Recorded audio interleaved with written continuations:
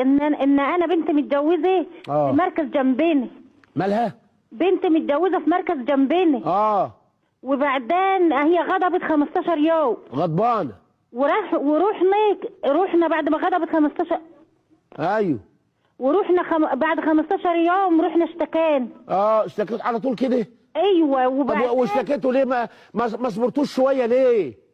ده اللي حصل يا دكتور. اشتكيتوا على طول كده اهو. وبعدين خدت 20 راجل و3 عربيات.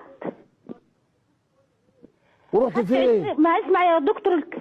ايوه ورحت فين؟ يا دكتور. ورحت فين؟ وخدت 20 راجل ورحنا خلانا جوزها في انتخابات السيسي ورحنا جبنا العزال كله. جدعه. وبعدين رحت طلقتيه. ايوه.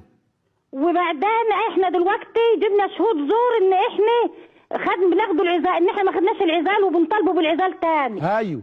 وحارمينه ان احنا ما يشوفش عياله. جدعه. ده فاضل ايه تاني؟ ما معكيش طبله؟ ما معكيش طبله؟ استني بس استني.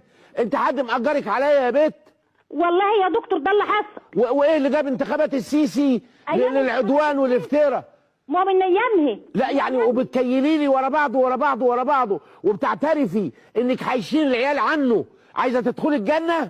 طيب يا دكتور هو نفسه يشوفوا العيال، ولما جه عندنا يشوفوا العيال ضربتوه؟ ايه ليه؟ عشان تدخلوا الجنه ولا عشان يعملوا لكم تمثال؟ احنا ضربناه عشان يتجوز. انتوا عملتوا ضربتوه عشان يتجوز؟ ابن كلب حرامي الادب، كفر بالاسلام. يا نهار اسود يا دكتور. يا نهار اسود. المهم استني بس، يعني بنتك مخلفه منه كام؟ بنتين. بنتين 2. ايوه. وفي عريس جه يقدر يشرب الشاي دلوقتي وعايز يتجوزها؟ لا ما فيش حد لحد دلوقتي. ولا حد هيجي لك ولا يعبرك ما دام عرفوا انك في توايه وخدت العزال يوم الانتخابات بتاع السيسي.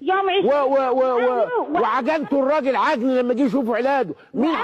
مين هيتجوز بنتك؟ مش هيتجوز بنتك واحد الا واحد يقدر يخبطك بالشومه اخر. الله. طب سؤالك ايه يا زينبو؟ هل ده حرام بقى؟ انا ظلمت البنت. حرامين 2 و4 حرامات و80 حراما بالتمييز يا بت. حرام مين يا بت؟ حرامين و4 يا بت. اشبعي حرامات. حرام عليكي يا اختي. الواد يشوف عياله يا حبيبتي. وسيبك من اللي راح بقى، بدام طلقتوها وعرفتوا تشتكوا، لكن يشوف ولاده وولاده يشوفوه، لا يجبروا ولاده ويقولوا لك خدي يا جده زينب كده تعالى اما ابوسك، وتيجي مقربه عشان يبوسك يجي واخدك بالبنيه موقع سنانك في حنكك اللي هو بقك يعني بالموضه. الواد يشوف عياله يحرق الجواز على اللي بيتجوزوه بالطريقه دي.